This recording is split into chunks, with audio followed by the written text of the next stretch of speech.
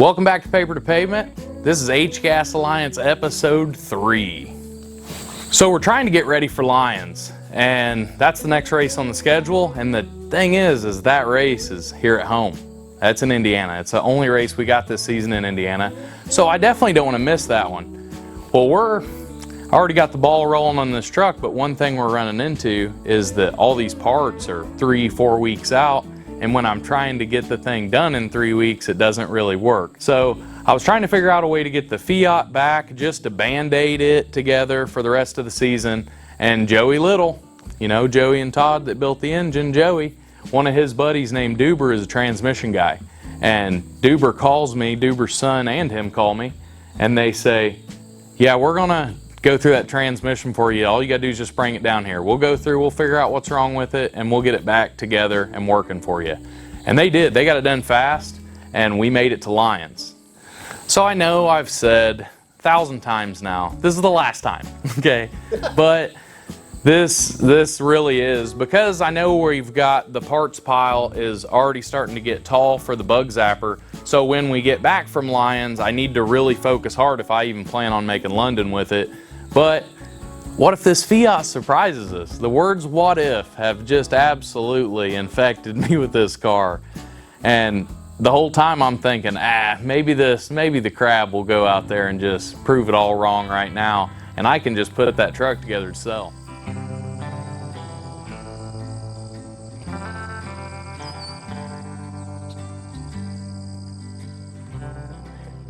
Look at our shorts, man. Shorts. Matching. What's up, man? You ready for today? Ready as I'll ever be, buddy. Hey, I don't care if it comes back. Good morning. Good morning. Thanks for coming out, man. Good to see you. Good to see you too. I can't find the brick.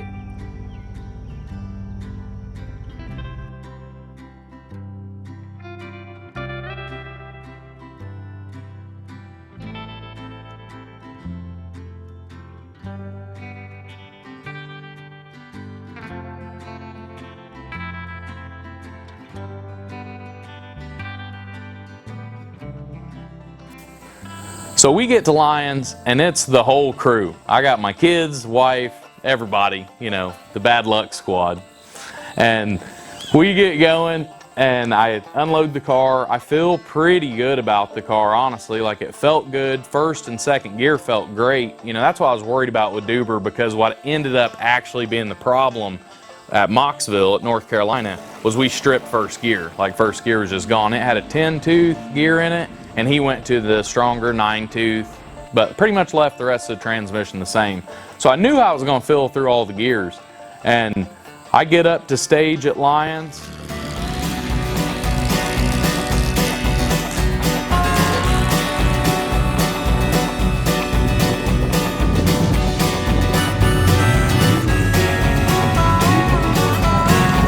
In the flesh. Woo! Are you ready? Hell yeah. Let's go. Adam Blowhorn got in the left hand went through that Falcon. The rod swinging.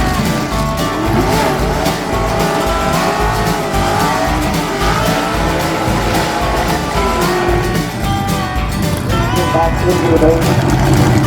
Michael Blowhorn is down behind the car already.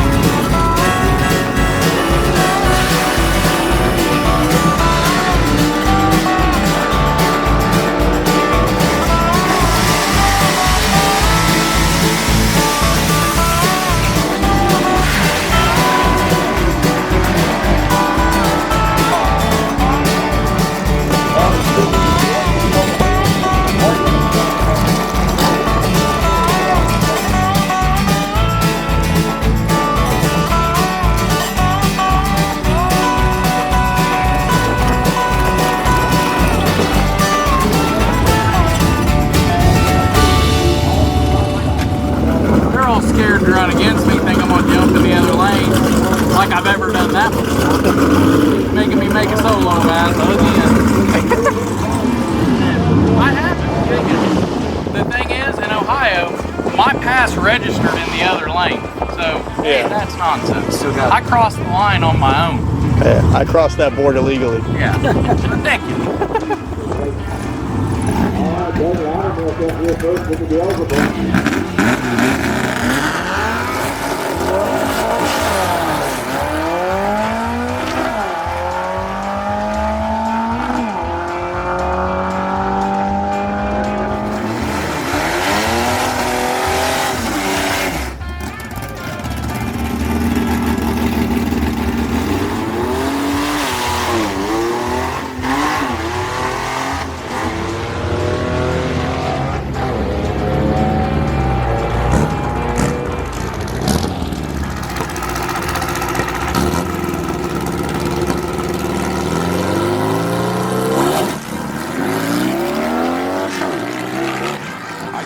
Stage at Lions, and I'm making a solo pass, which, you know, this first thing in the morning, this is qualifying.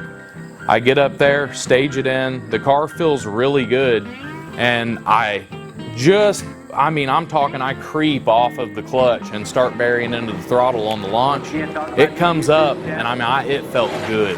I banged it into second, and it didn't feel good.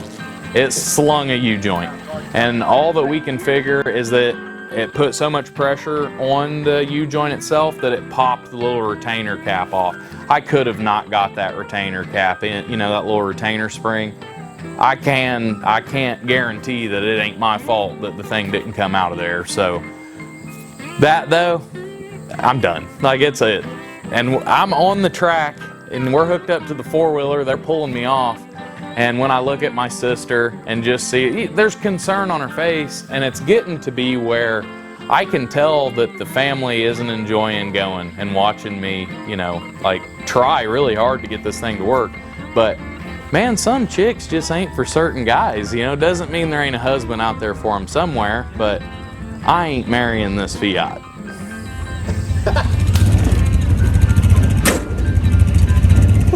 Thank God we got the bug zapper at home. One last one-night stand. Transmission's okay though. Transmission was fine. Hey, it's crab walking now. Yeah. Krusty Krab's crab walking. Yeah. Okay. And look how it happened. The end cap on those axles, it twisted those. But I tell you what, you didn't break an axle. Huh? You didn't break an axle. No, I know that, but look at the end where the end cap No, I'm just goes. saying you broke a U-joint. I know that, but look at the end cap. Yeah. Is it just one side Yeah, it looks but like? what I'm saying is them axles held up. It's just that the U-joint didn't. I know that, but look here, where that cap came out and twisted right there. Heck on it. Well, this here probably beat. It probably beat against this. Yeah. Or probably beat against whatever the hell wedged this to bend it. Yeah. But what I'm saying is your little axles, dude. I'm cutting this clip off. I think it's the damn U-joints.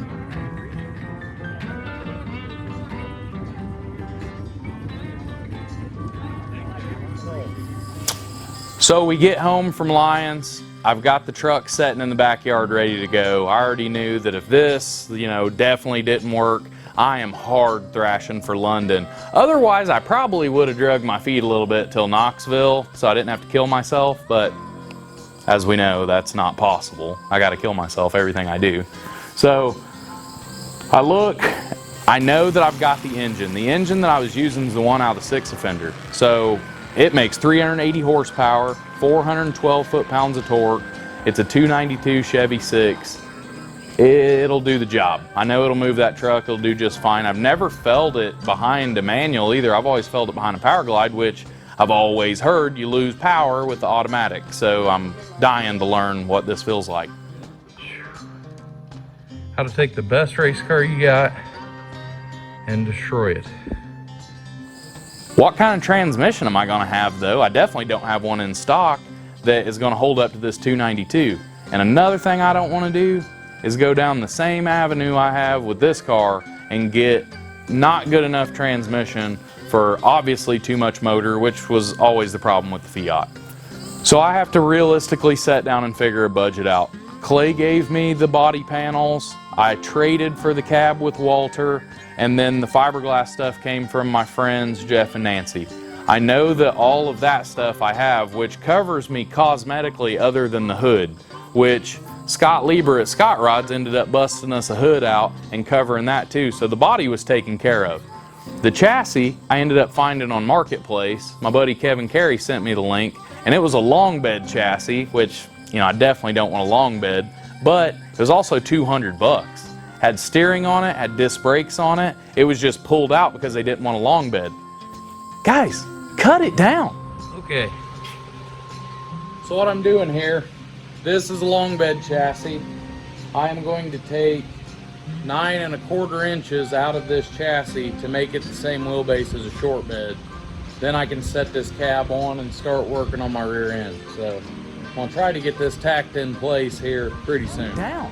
That's all I did. I brought it in here, cut it down, welded it back together, plated it, and in about 2.5 hours I had a short bed chassis for a fraction of what I'd had to pay for a short bed chassis.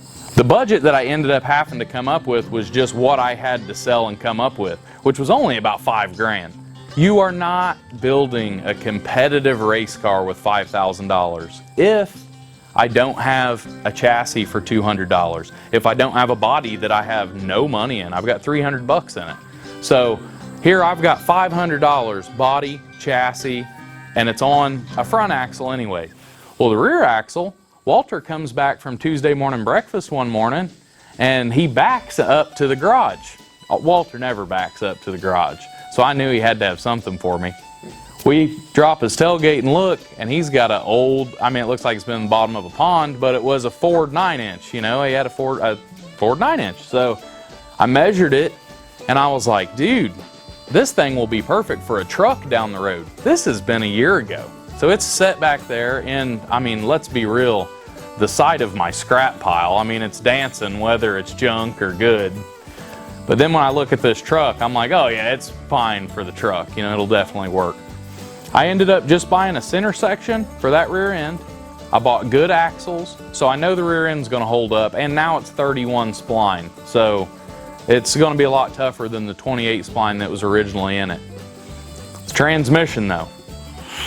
What kind of driveline are you gonna get to hold up to this kind of power? And the answer that I kept getting was kind of the same thing. Well, a G-force transmission, or a top loader, or a Jericho. So I was just kind of dancing around and looking for one or the other. The G-forces, all I was finding was new. I just didn't have enough money. I mean, of course, I would love to have one, but I just couldn't. I knew after checking prices that I was gonna have to go used. Ask around the Sega group, and Todd says, hey, Poppy's Toy just got a new, I think they went to a G-force. And I said, well, what'd they pull out? He said, they pulled out a Jericho 4-speed. So I called those guys and they're like, yeah, we'll rebuild it with whatever gear set you want. So I told them what I was doing, what I was putting it in. And he said, when do you need it? I said, yesterday. And he said, well, I can't do yesterday, but I can do tomorrow. So next day I had it. We drove down, me and Chicky hung out with Todd, took the transmission back home with us the next day.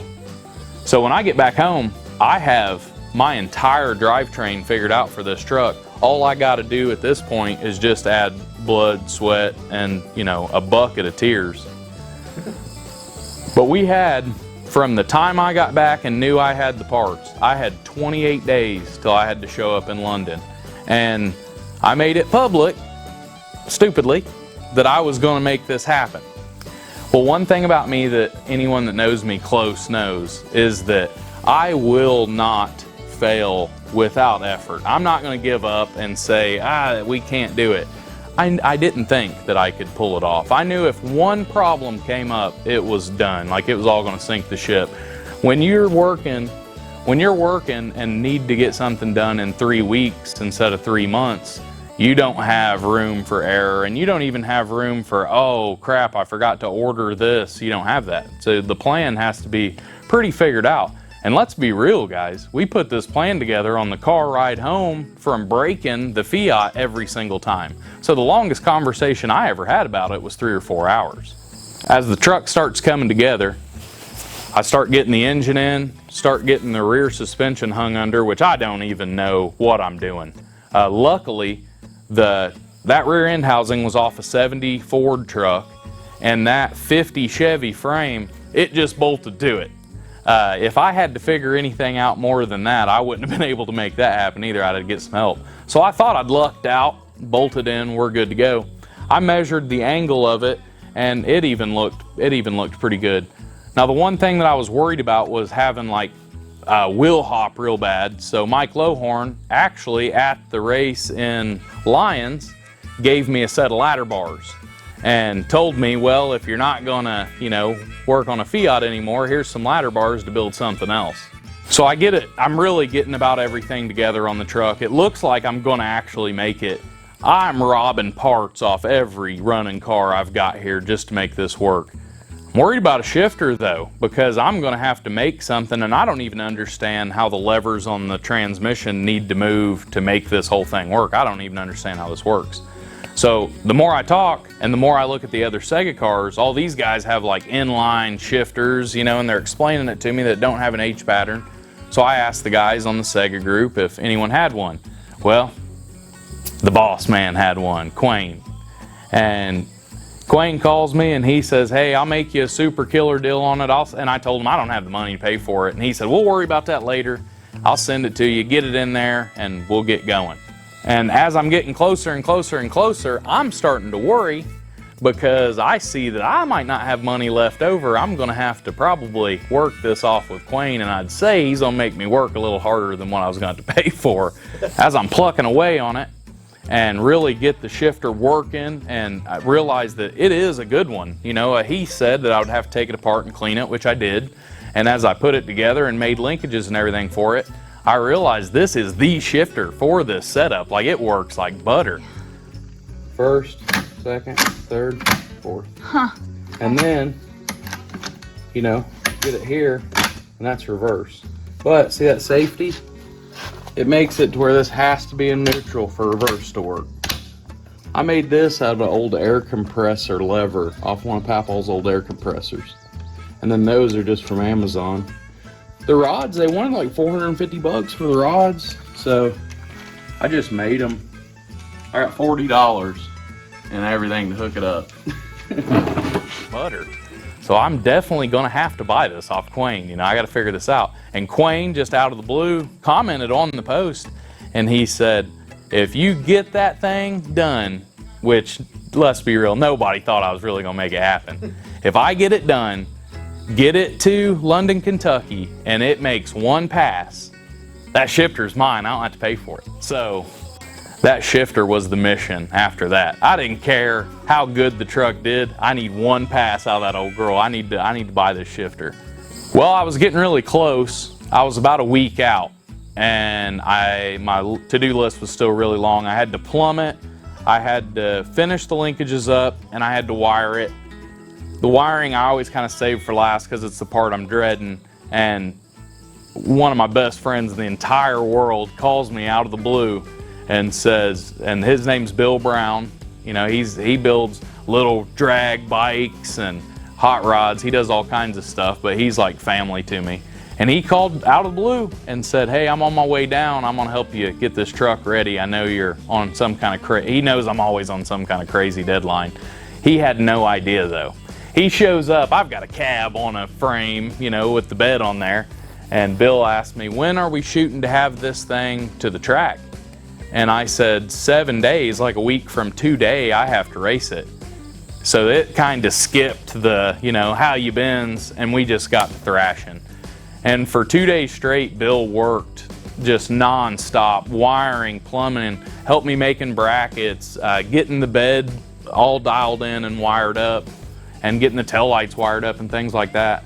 And before he left, we actually turned the key on that sucker, and we had it running in them 2 days. So even though you feel like this is a giant, unachievable task, you'll really be surprised at the people that show up when you need them. And the ones that do show up, you realize they're going to be there to stay for the rest of your life.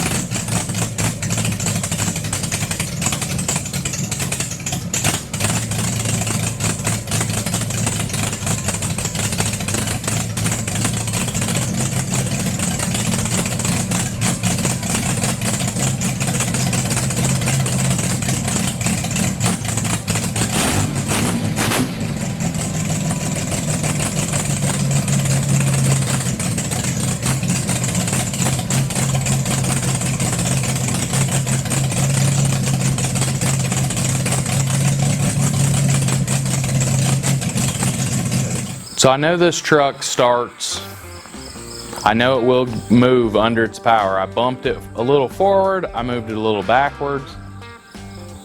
Once Kayla and Trent come over, it's time to see if it'll go down the road, which, I mean guys, if anything at all goes wrong here, we have to leave the next day. Like I just got it done. I'm leaving tomorrow to go race it.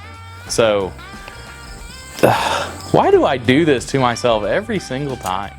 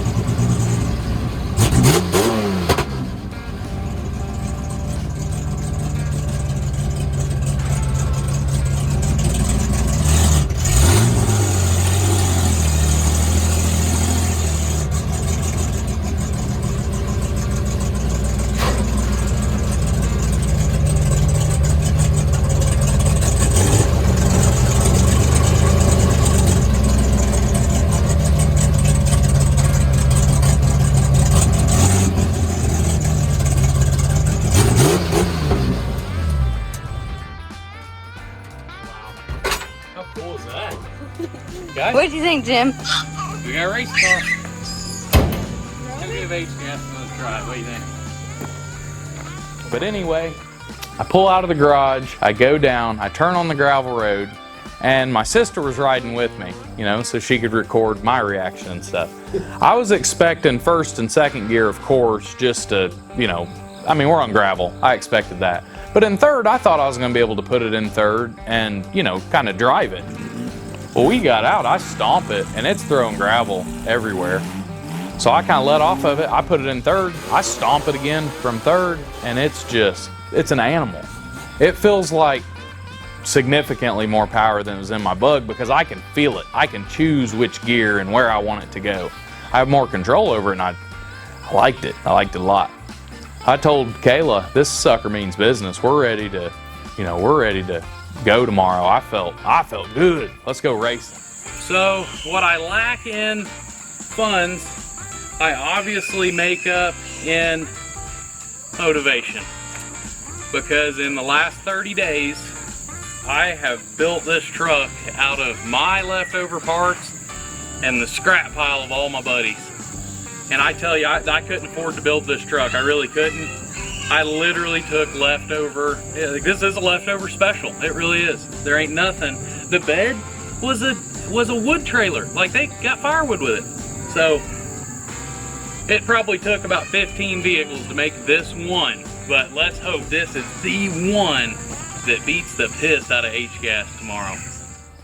I pull back in and the kids come out, and one thing I realize in doing these thrashes and building all these cars is my kids want to be involved. Like you know, even though their abilities aren't there yet, I want to at least be a role model enough to where they want to look at me and learn something. I would hope to. I mean, that's my dream as a dad. And when they come out and see what I've built and I notice that they're kind of getting introduced to it, I realized I might have worked a little too hard on this one. You know, this thrash is cool. It looks awesome. It's cool to say I did it.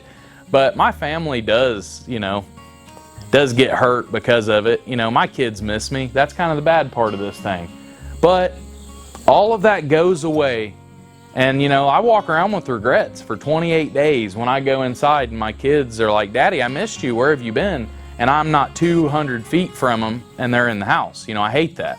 But when I fire that sucker up and I go outside and they look at me like I'm their superhero, it was worth it. And I think it was worth it to them to show that if you do something that's hard, it'll take you a little bit of time.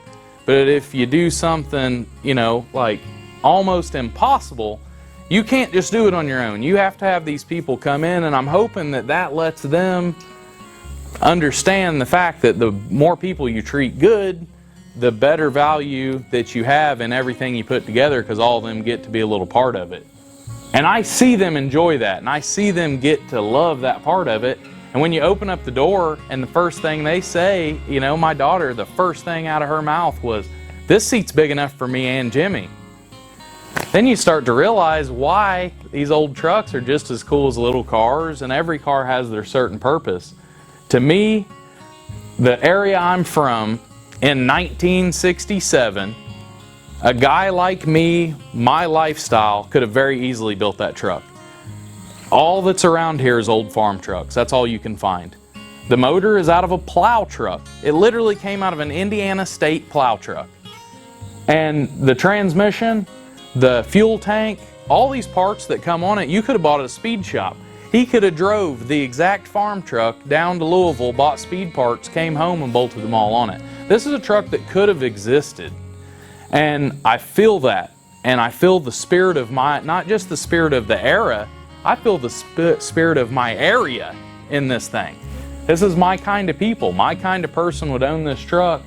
And it developed a connection with me that when I did show up to London to race it, I felt like I had been around it for 20 years. That was probably my best interview. Was that cool? I almost started crying. Let me stop. Thanks, man. I appreciate that. And as if it wasn't hard enough to already build a truck in 28 days, dumbass me decides, hey, this is the perfect time to leave and drive to Texas to get Izetta number 2 that Trent and one of his buddies ended up finding in Texas at this guy named Jerry Bellot's house. And Jerry said, well, I'll give it to you if you'll build it. You just have to come pick it up. Well, let's do it. We don't have enough to do. Let's just jump into that.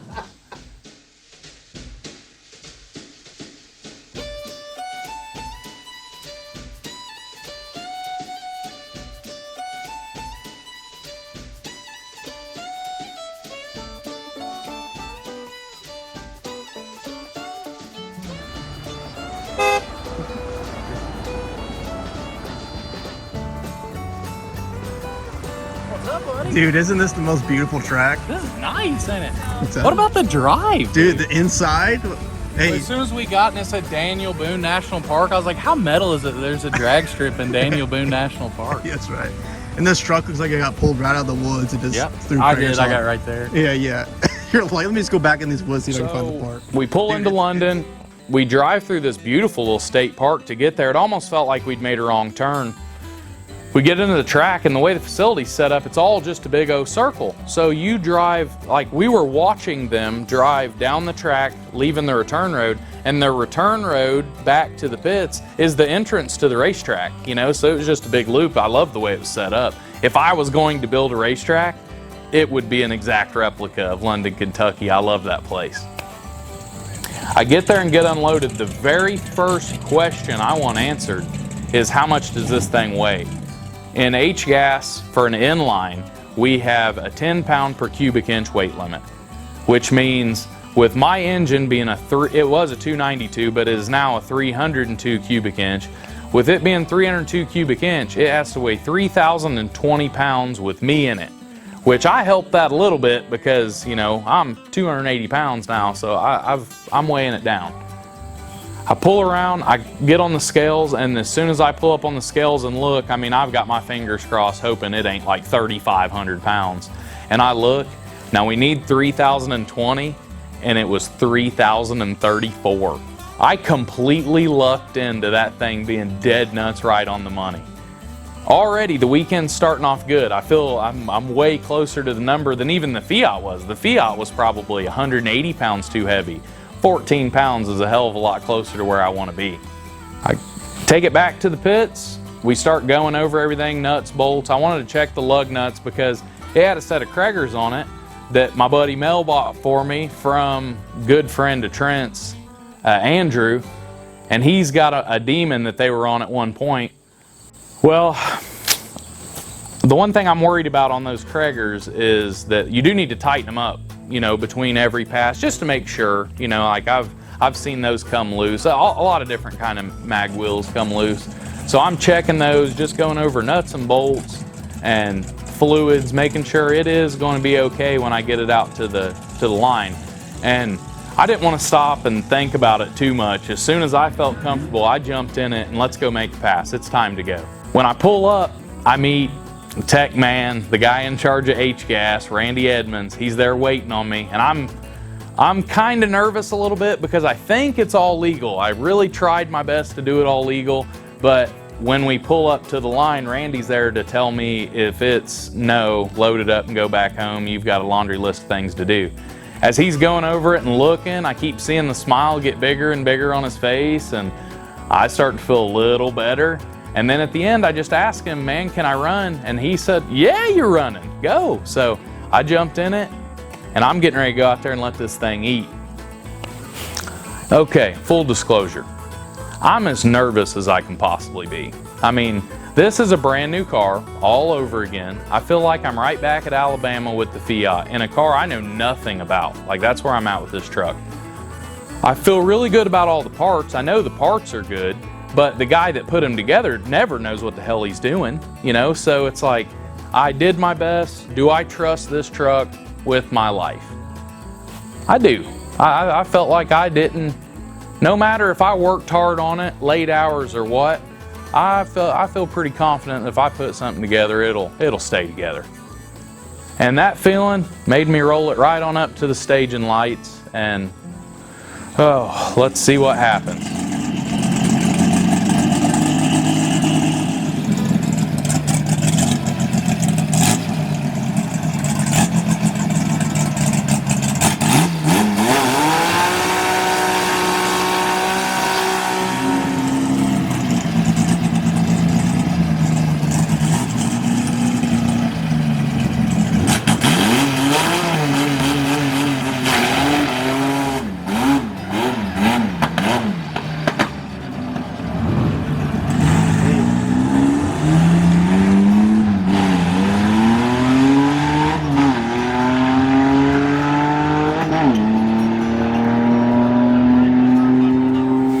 I am so nervous. I've got my line lock button on my shifter, and Mike Lowhorn and those guys told me first gear is going to be really, really low, so just prepare to shift that thing almost immediately. You know, I mean, first gear might as well not even be there.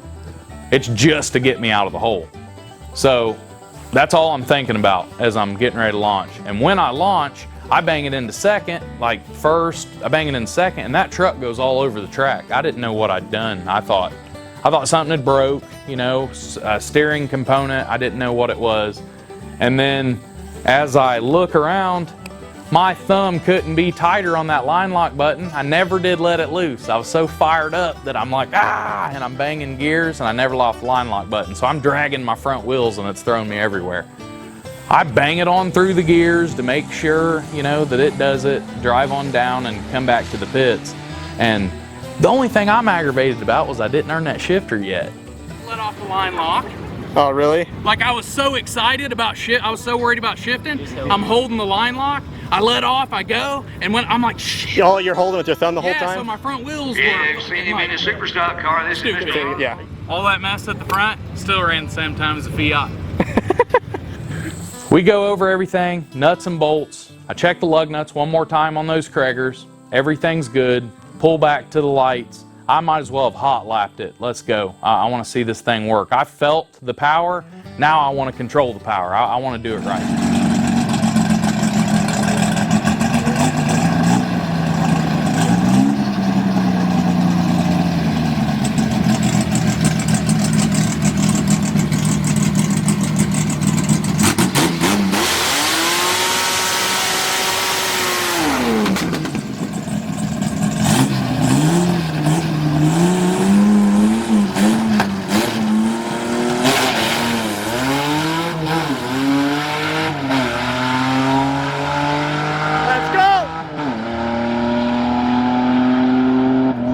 You see the tailgate weight chain swinging? Oh, yeah. I pull up there, I stage it, I get them tailgate chains swinging, and when I let off the light that time, no messing around, she's gone. And that thing shot off like a rocket strapped to a hay wagon, man. I banged it into second gear, third, fourth, and when I went through the traps, I knew that I was going to be a hard man to outrun in HGAS. I didn't expect that big truck to do what it did, and I promise you, like, it is a contender.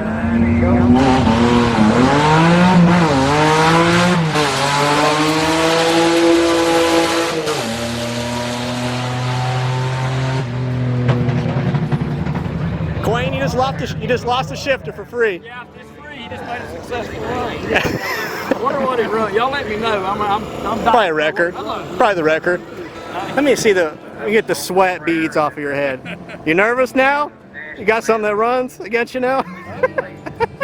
I'd like to see it run like this. Yeah, we got a real racing game. Rainwater, the renegade world champion.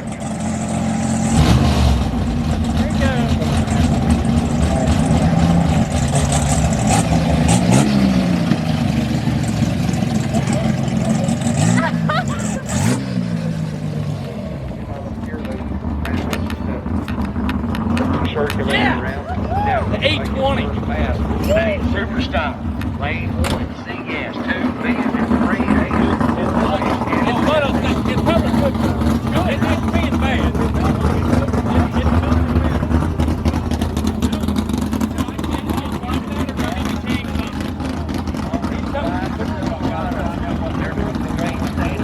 I think it's probably good. Okay. We don't have a lot of power to cook.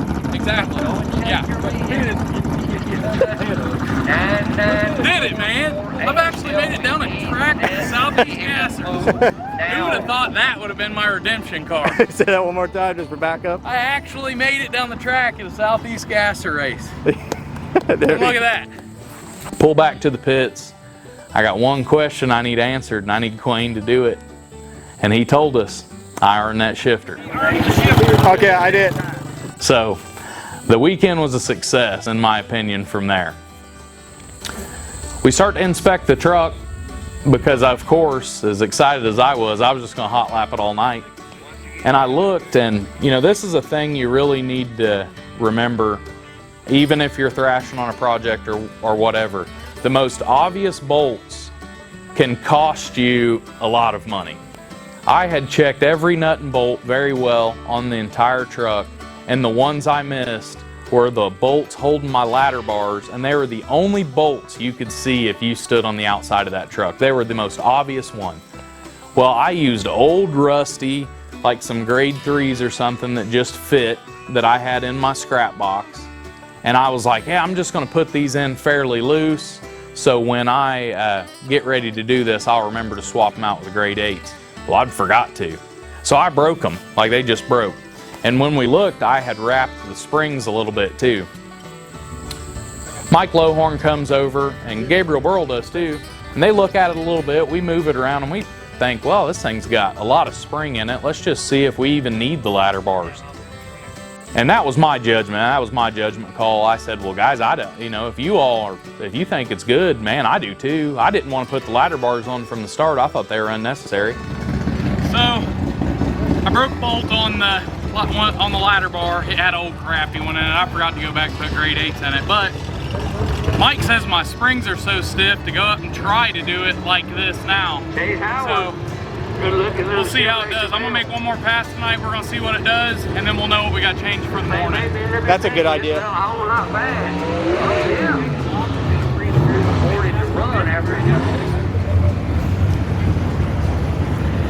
You ready to go down the track? Yeah, I'm gonna put my belts on and everything once I get up there.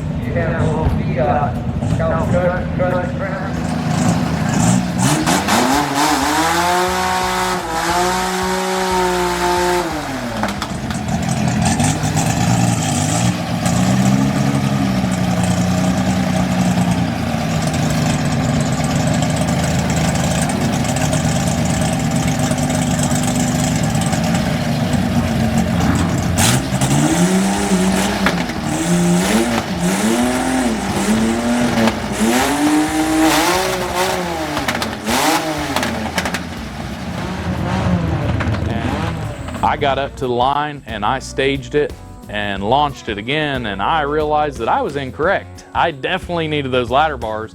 I wrapped the spring even harder and chucked a U-joint. So here we are with driveline trouble all over again.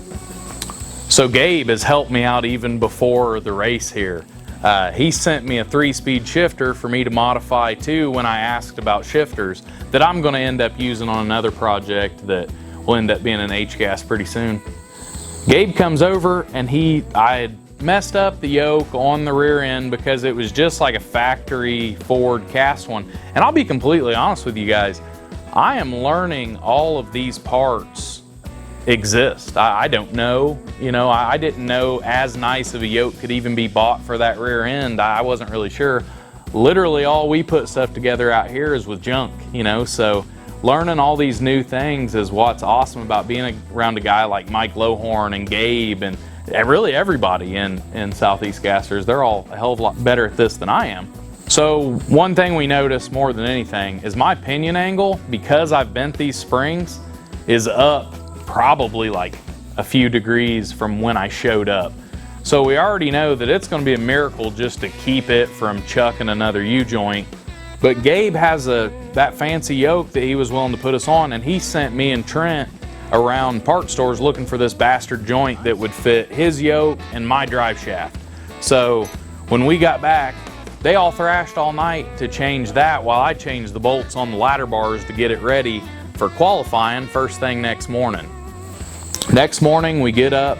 I'm pretty confident that with the pinion angle that we have, we're probably going to chuck a U-joint, and it's a part store U-joint, so it's hollow with the grease fitting. It's not a solid one, so I'm going to go out and at least try to put on a show for the fans. We knew some people were coming.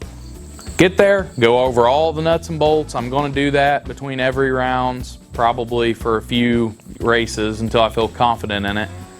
And then get ready, go to the driver's meeting. Quayne even gave me a shout out in the driver's meeting, which was pretty cool. And then it's ready for first round of qualifying.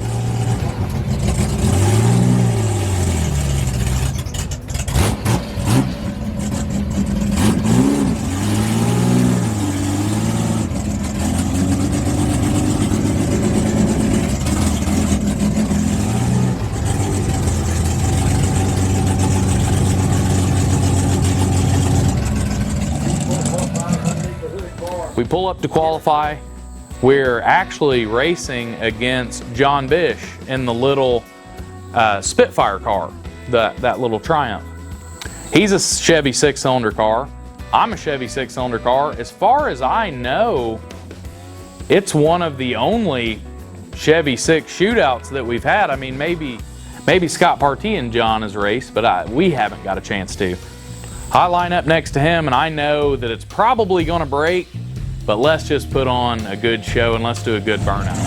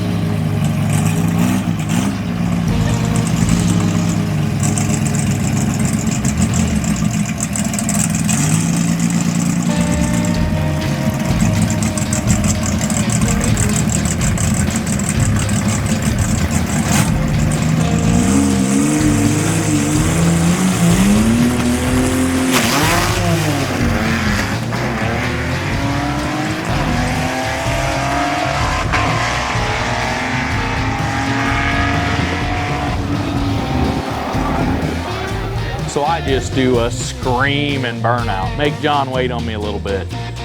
I rolled to the line. It actually felt really good in the burnout box. It didn't hesitate, it didn't wiggle or anything. So I thought maybe we did get it put back together enough to where it's pretty solid. I get up, and as soon as I launched it, it kicked the U-joint. I kind of expected it to. But I did prove that with a $2 scrapyard piece of strap steel, you can make a very, very effective drive shaft hoop. Well, you know, that was pretty quick. Oh, well, shit, I forgot to go back. Loaded the truck up, headed back home. You know, like in my head, it's like, I can relax. But I forgot. A week from then, I had told Adam and Kaylee Lowhorn that I would marry them. You know, that I would be the reverend at their wedding. So I had 3 days to prepare that wedding, to go to South Carolina and do that. So as far as like, let's sit back and relax, we got all the hard stuff done.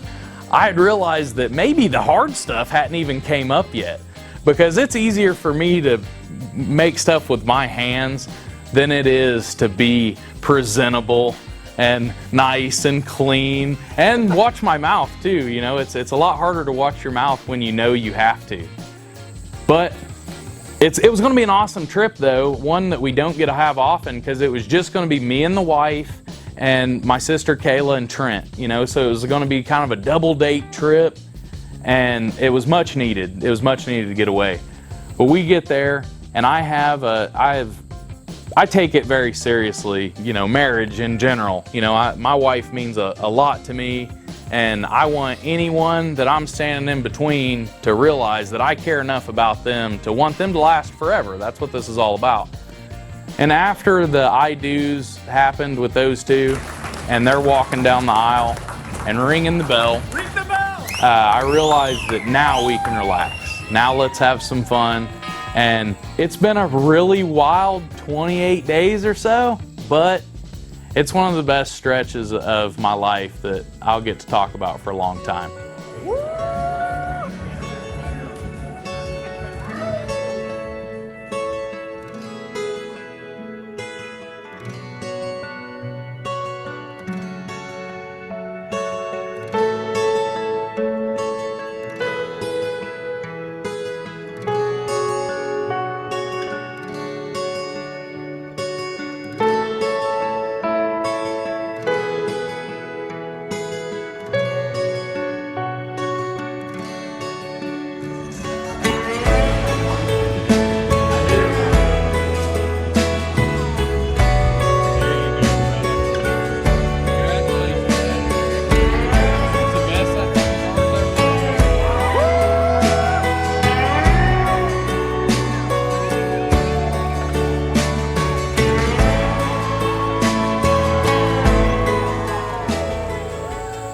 And what better way to end on this positive note than with a truck put together in 3 weeks that actually worked. We did it paper to pavement, we made that work, and then get to marry a couple of my best friends.